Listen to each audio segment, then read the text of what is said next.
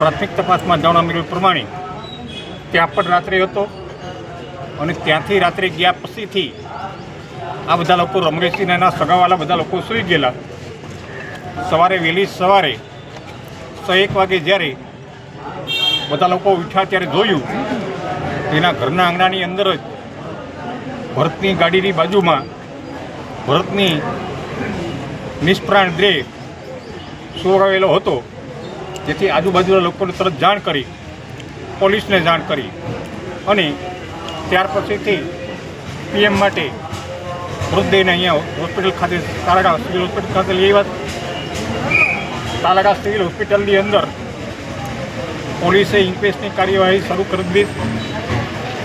LCB police, SOG police, DYSP, PI અને ખુદ SP સાથે પણ મેં જરૂરી બધી જ વાત કરી લીધી.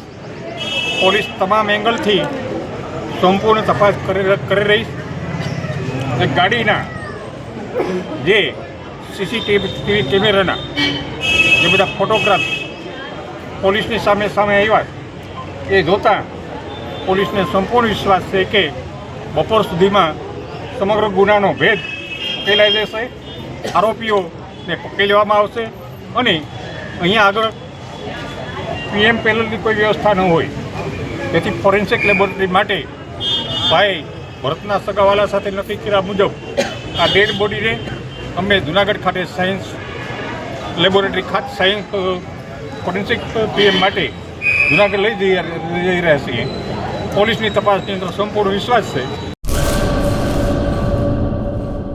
મંગલ મેડિકલ સ્ટોર, દરેક પ્રકારની દવાઓ પર ડિસ્કાઉન્ટ મળશે. હોસ્પિટલ રોડ, કોસ્મોસ બેંકની બાજુમાં, ડૉક્ટર દમયંતીબેન ગણાત્રા હોસ્પિટલની સામે, ભુજ. Mobile number 9428234840.